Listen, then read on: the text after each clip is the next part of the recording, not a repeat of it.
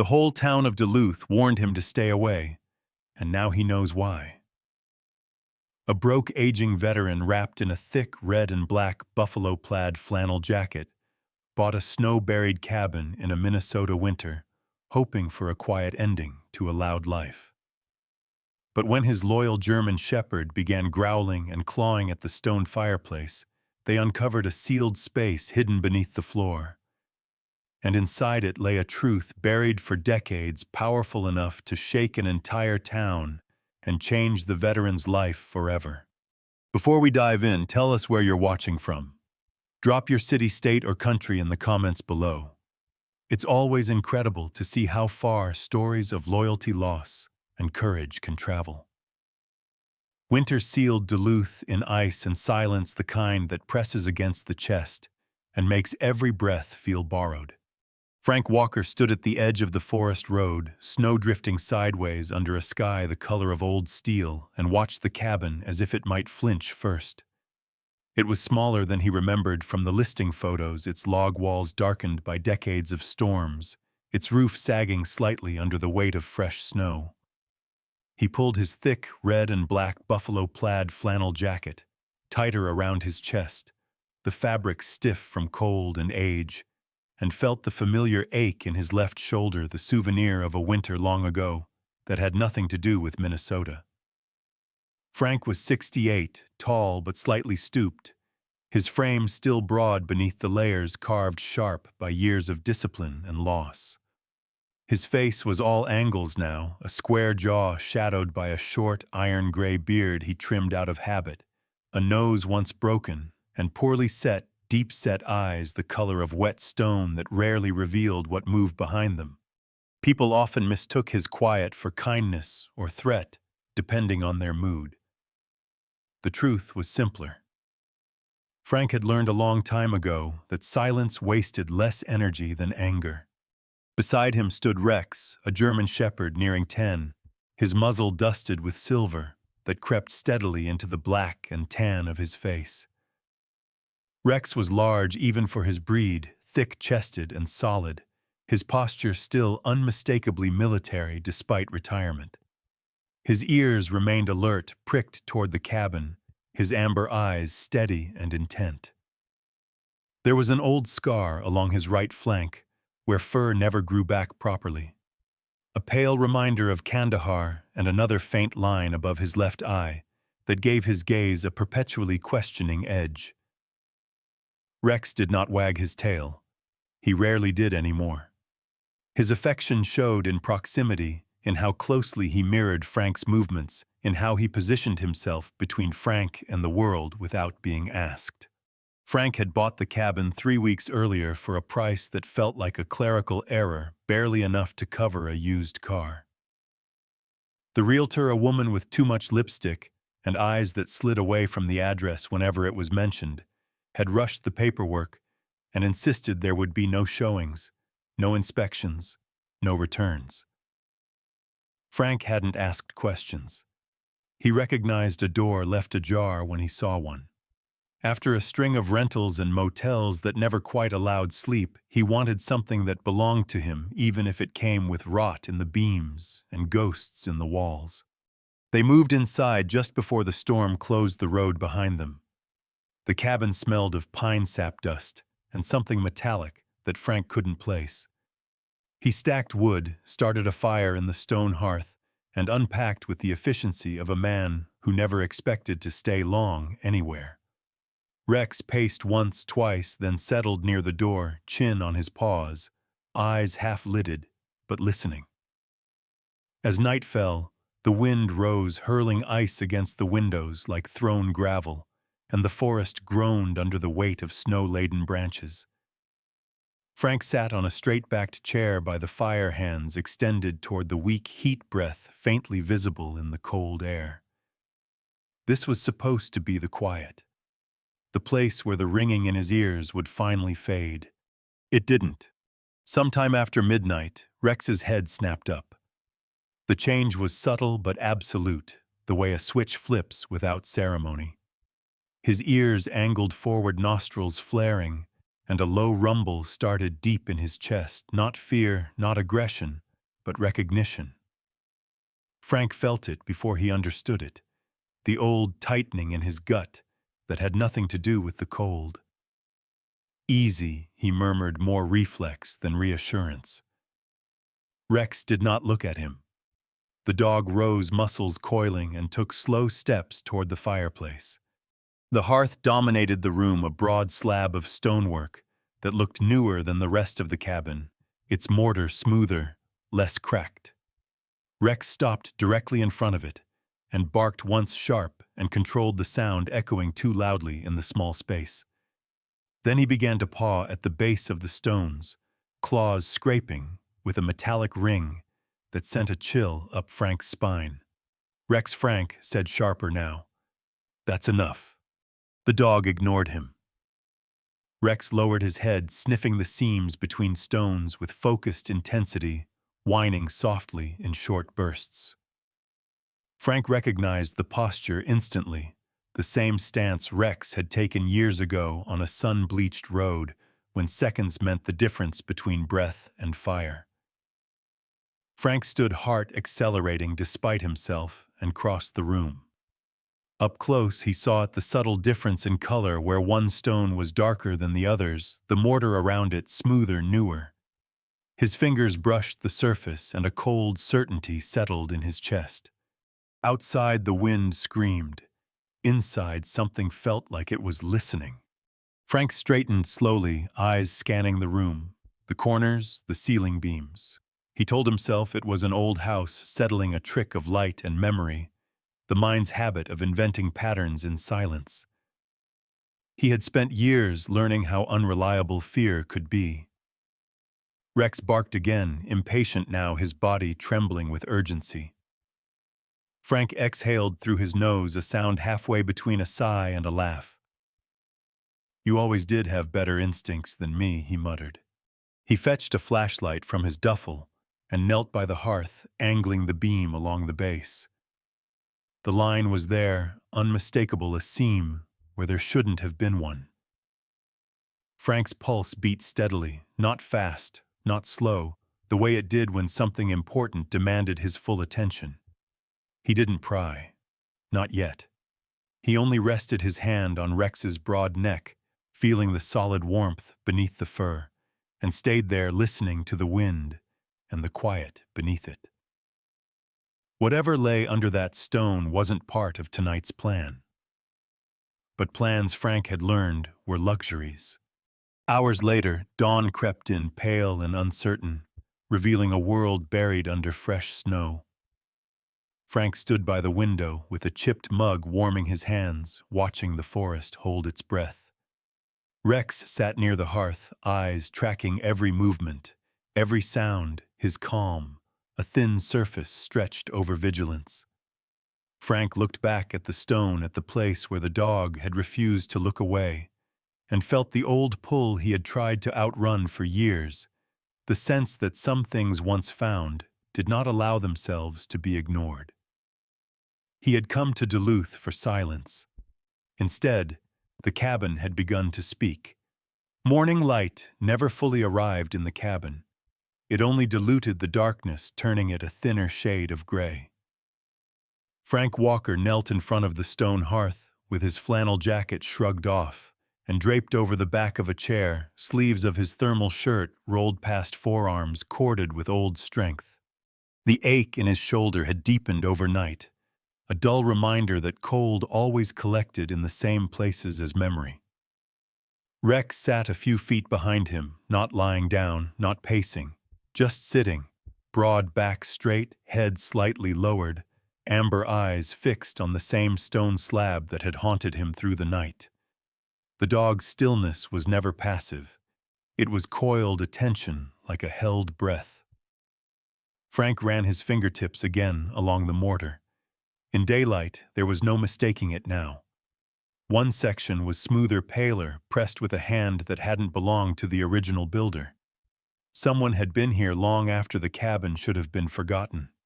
Frank fetched the crowbar from the truck, the metal cold enough to bite through his gloves. He worked without hurry. Haste, he'd learned, was how mistakes announced themselves. He wedged the bar into the seam and leaned his weight forward. The stone resisted at first, then gave with a low crack that echoed like a snapped bone. Rex stood instantly, nails scraping once against the floor, before he stilled himself again. A breath of air rose from the gap beneath the stone, colder than the room tinged with rust and damp earth. Frank paused, eyes closed for a count of 3, then pried the slab free and slid it aside. Beneath it was a narrow cavity lined with rotted planks just large enough to swallow a person if they were willing to crawl. His flashlight cut through the dark, illuminating a metal box crusted with corrosion and a scatter of fabric fragments pressed into dust. He did not touch those. He had seen enough of death to know when to give it space. The box came out first, heavier than it looked, its latch stiff but unbroken. Frank set it on the floor and opened it carefully. Inside were notebooks stacked with deliberate precision, their covers warped with age but protected by layers of yellowed plastic. On the top one, written in neat, disciplined handwriting, was a name, Daniel Harper. The letters were steady, confident, the kind of penmanship that belonged to someone who believed order could be imposed on chaos if you worked hard enough. Frank frowned, the name stirring something faint and unfinished at the back of his mind. Rex leaned forward, sniffed the air once, then turned his head toward the open cavity again, ears angling as if listening to something Frank could not hear. Frank flipped through the first notebook. Dates, coordinates, short paragraphs that began organized and grew increasingly cramped, as if the writer had started running out of time or space. Mentions of water samples, wells marked on hand-drawn maps, numbers circled twice. Then the tone shifted.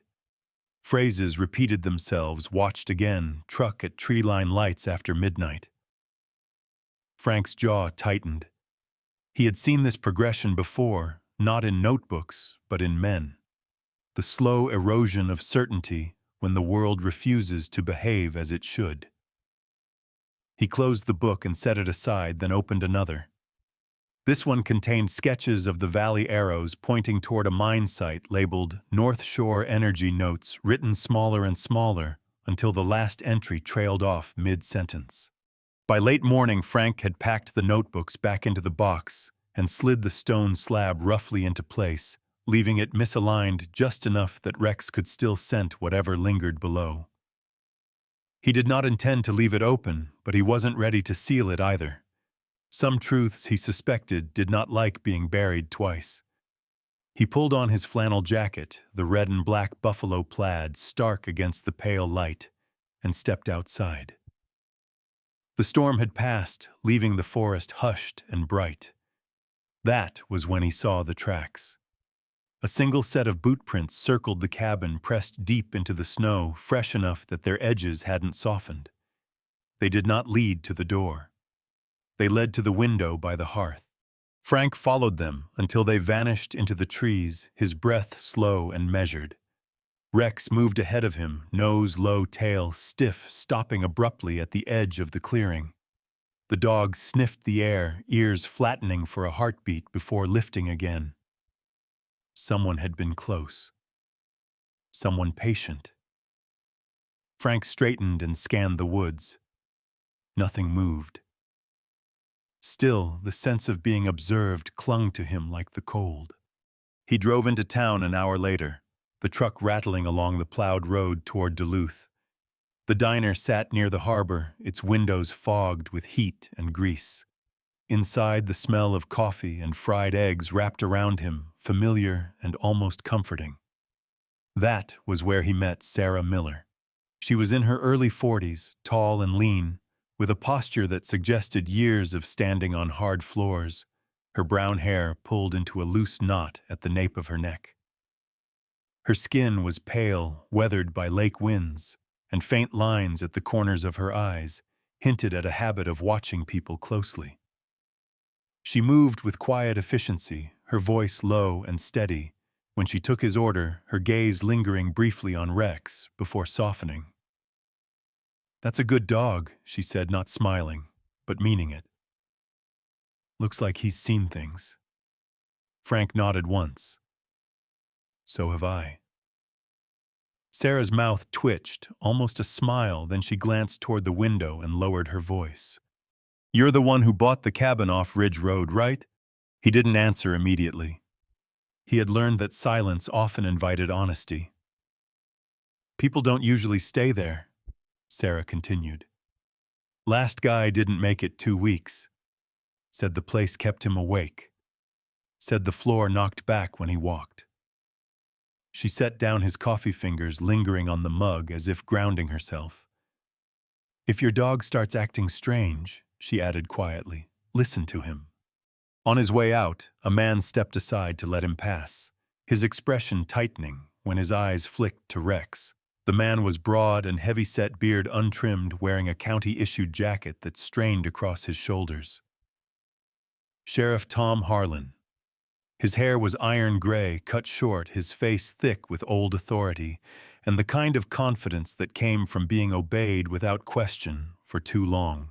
Frank Walker, he said, voice even. Mind if we talk? They spoke outside the wind off the lake, sharp against Frank's face. Harlan's gaze kept drifting not to Frank, but to Rex. That cabin has history, the sheriff said. Unfinished business. Folks around here prefer it stays that way. His tone wasn't threatening, but it wasn't friendly either. It was a warning dressed as advice. Frank met his eyes. I didn't come here to dig up trouble, he said. Harlan's mouth curved faintly. Trouble doesn't always wait to be dug. Back at the cabin by dusk, Frank unloaded supplies and locked the door. Rex returned to his post by the hearth, eyes unblinking. Frank sat at the table with one of Daniel Harper's notebooks open in front of him, the fire crackling softly. He read until the light faded and the words began to blur. Somewhere beneath the floor, a faint sound echoed tap, pause, tap, too deliberate to be settling wood. Frank closed the notebook slowly. He didn't reach for his weapon. He didn't speak. He only watched Rex lower his head and growl deep and steady at the stone. Whatever Daniel Harper had found, it had not stayed buried. And now it knew Frank Walker was listening. Snow fell lightly over Duluth that morning, not the violent kind that erased roads, but a thin, persistent veil that softened edges and muffled sound, making the town feel as if it were listening to itself. Frank Walker parked his truck near the harbor and sat for a moment before getting out, hands resting on the steering wheel, watching Rex through the passenger side window. The German shepherd sat upright, posture composed, ears alert, but relaxed, his breath fogging the glass in slow, even pulses. Rex was nearly 10 now, but he still carried himself like a soldier waiting for orders, his thick winter coat catching flecks of white that melted slowly into the black and tan fur along his shoulders. Frank nodded once, a habit from years when words were unnecessary, and opened the door. Rex stepped out smoothly, paws hitting the snow without sound. They walked down the main street together, boots and paws leaving parallel tracks. People noticed them immediately. Conversations dipped and resumed in lowered tones. A man loading crates outside a bait shop paused, eyes flicking from Frank's red and black buffalo plaid jacket to Rex's broad chest and steady gaze, then back again. A woman tugged her child closer as they passed, not fear exactly, but caution, as if proximity itself carried consequence. Frank had worn many uniforms in his life, but none marked him quite like this combination. The old soldier's posture and the dog who moved as if trained by silence. He felt it settle over him, the town's quiet consensus, that he was an outsider who had wandered too close to something meant to stay untouched. Inside the general store, the warmth hit him like a memory. Shelves were packed tightly, labels faded, the smell of flour oil and coffee hanging in the air. Frank gathered supplies methodically, beans, rice, canned meat, lamp oil, while Rex lay down near the door, head resting on his paws, but eyes open, tracking movement. The cashier, a young man with acne-scarred cheeks and nervous hands, avoided eye contact until Frank set the items on the counter. "You're from the Ridge Road place," he said quietly, more statement than question. Frank waited. The man swallowed. "People say it's trouble." Frank met his eyes, then, not hard, not kind. Just honest. "People say a lot of things." Outside, the wind carried the smell of the lake, and something else beneath it, metallic and cold. As Frank loaded the truck, Rex's ears shifted, angling toward the street. Frank followed the line of his gaze and saw Sheriff Tom Harlan standing near the patrol vehicle, hands tucked into his coat pockets.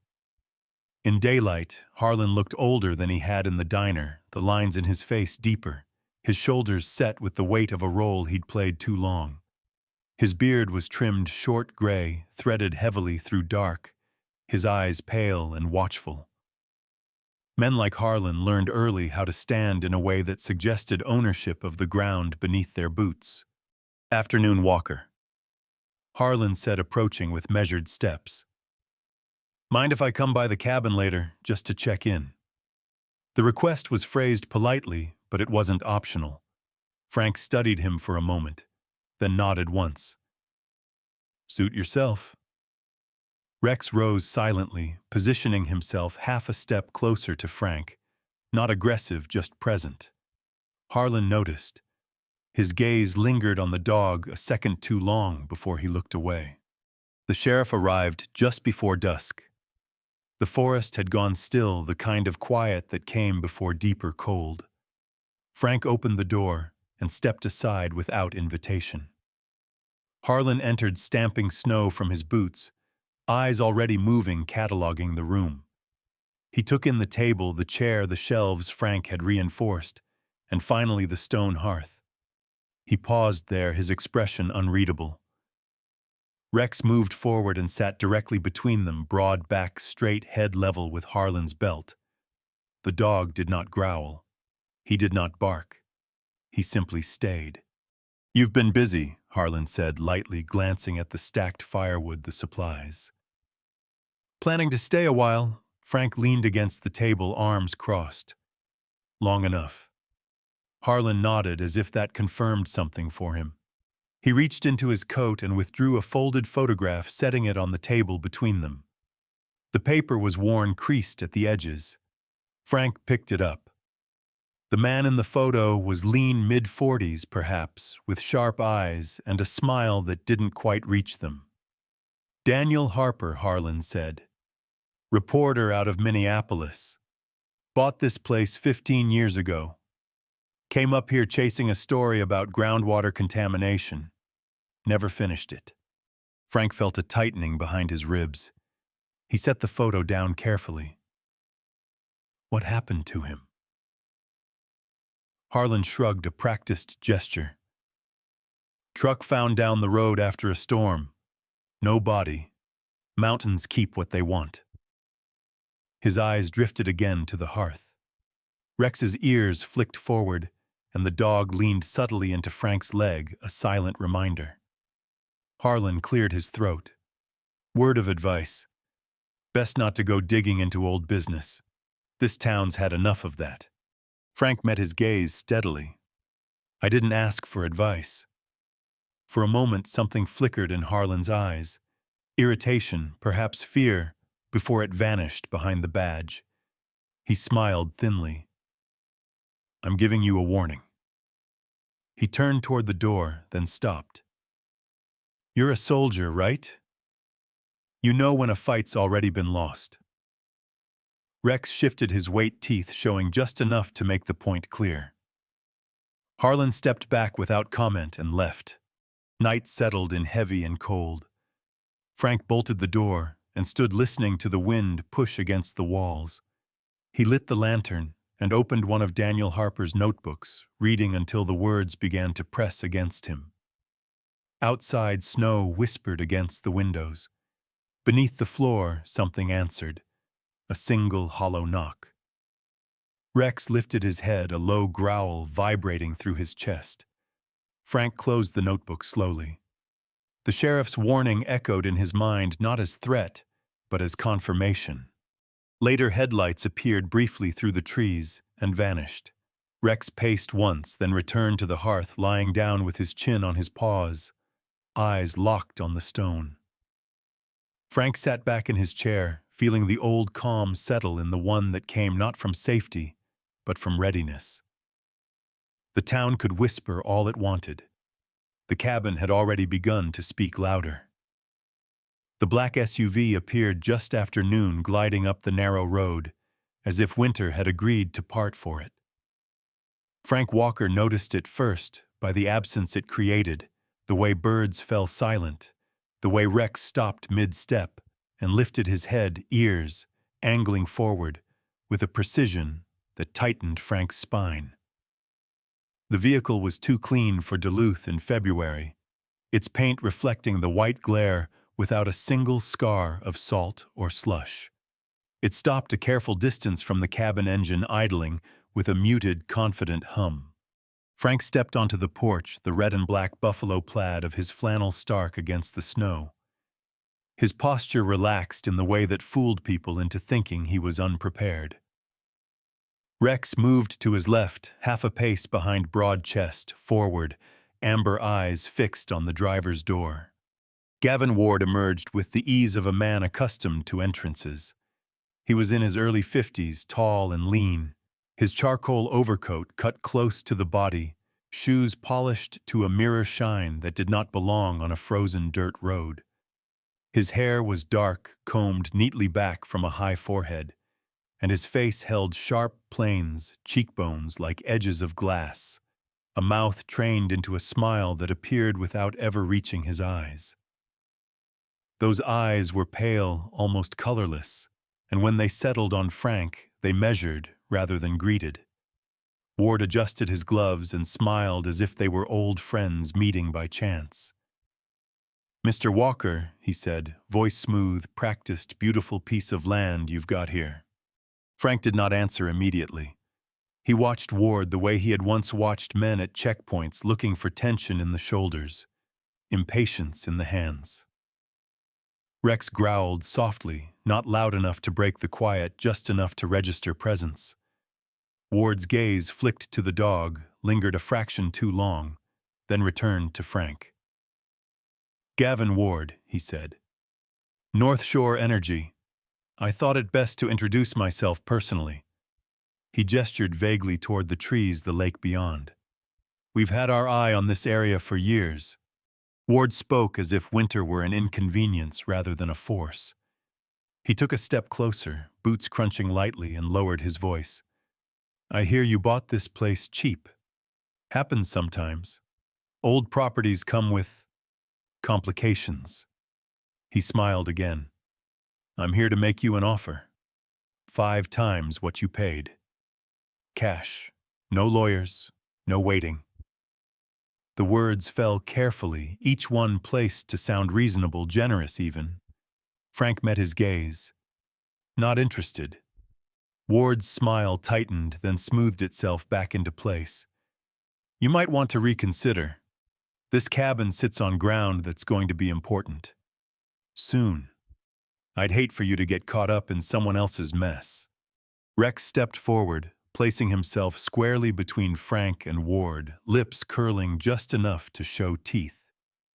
Ward raised his hands slightly, palms out, a gesture meant to soothe. "Beautiful animal," he said lightly. "Military breed, right? They're loyal to a fault." His eyes hardened for a heartbeat. "Sometimes loyalty gets people hurt." Frank's voice was flat.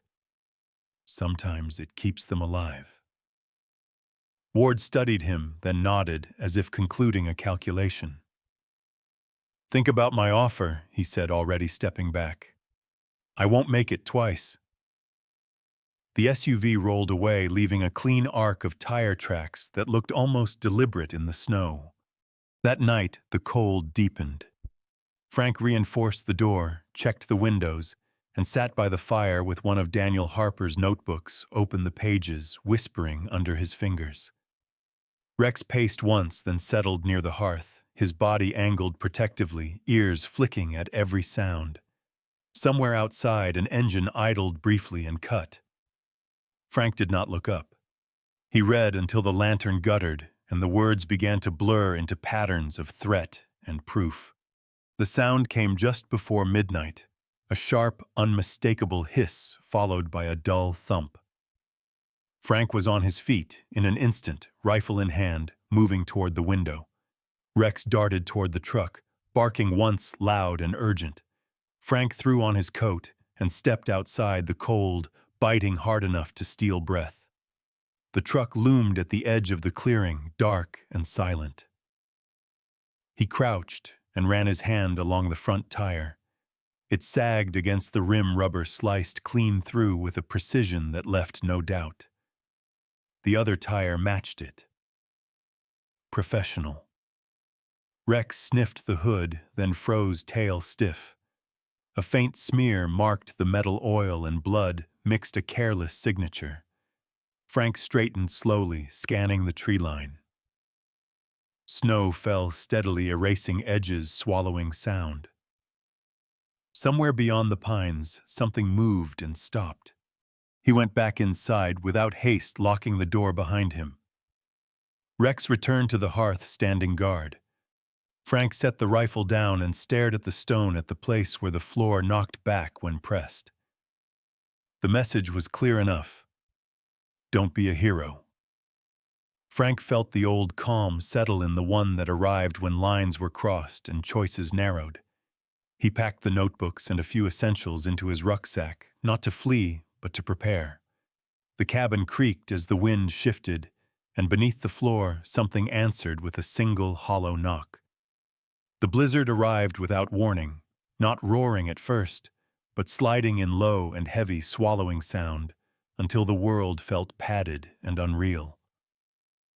Snow thickened the air around the cabin, pressing against the walls as if testing them, and the forest beyond vanished into a white void. Frank Walker sensed the change before he heard anything. Years of patrols had taught him the difference between silence that rested and silence that hunted. Rex felt it too. The German shepherd stood near the hearth, muscles tightening under his winter coat, ears angled toward the back wall, breath coming faster now. His amber eyes reflected the firelight, sharp and awake. Frank rose from the table and moved to the window, peering through frost-smeared glass. Nothing. Just white and wind.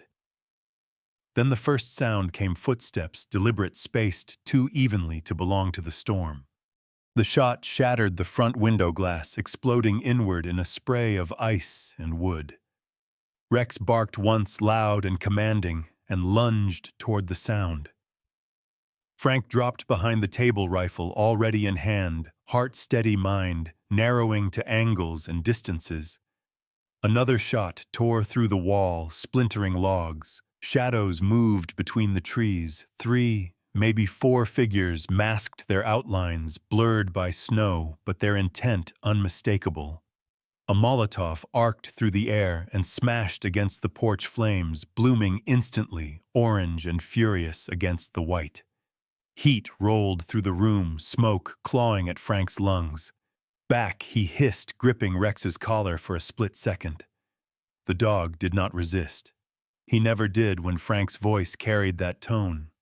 They moved together toward the corner, where the rug lay half-shifted, revealing the faint seam Frank had memorized. Frank pried up the loose board, exposing the narrow crawl space beneath the floor. Cold, damp air rushed up. Bullets thudded into the walls, the cabin groaning under impact. Frank shoved the notebooks and a small metal case into his rucksack, slung it over his shoulder, and slid feet first into the dark. Rex followed without hesitation, his body flowing into the space with practiced ease, nails scraping softly against packed earth. Above them, fire crackled, and glass continued to fall. The cabin was being erased. The tunnel ran farther than Frank had expected, a rough passage carved beneath the foundation, likely Daniel Harper's final contingency. They emerged behind a cluster of pines, the hatch concealed by drifted snow. Frank eased it open and scanned the clearing. The attackers had spread out, confident moving, like men used to finishing jobs quickly. Rex's body tensed, his head turning toward the nearest figure, a man kneeling to reload. The dog's age showed only in the faint stiffness of his hind leg before he sprang. Rex hit the man with the full force of his weight, jaws clamping onto the forearm rifle, skidding across the snow. The man screamed, sound swallowed by the storm. Frank surged forward, using the chaos, striking another attacker with the butt of his rifle, knocking him flat. A third figure raised a weapon. Frank fired once, clean and controlled. The man collapsed, vanishing into white. More gunfire erupted from the tree line. Frank dragged Rex back toward cover, the dog resisting only enough to keep pressure on the downed attacker, before releasing and retreating on command. They moved as one, years of trust compressing decisions into instinct. Frank keyed the radio clipped inside his jacket, fingers numb but precise. "Clara," he said into the hiss of static. "It's Walker. They're here. I have Harper's files. North Shore Energy. Water contamination. Proof." There was a pause, then a voice cut through, calm, clipped, unmistakable. Clara Reyes had always sounded like that, even years ago. She was in her late 40s now, Frank guessed, but her voice carried the same steel it had when she'd been a field agent on joint operations overseas. He remembered her as medium height, athletic, dark hair streaked with gray, pulled back tight eyes that missed nothing and forgave even less. "Send what you can," she said. "Hold position. Help is moving." Frank exhaled slowly and shoved the radio back into his coat. He looked at Rex, whose chest heaved, steam curling from his muzzle. "Almost there, partner," he murmured. The storm intensified, visibility dropping to nothing.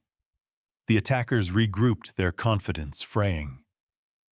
Then headlights cut through the white, two black SUVs forcing their way up the road. Frank's jaw tightened. Gavin Ward had come himself. The CEO emerged from the nearest vehicle, coat immaculate despite the chaos, pistol raised.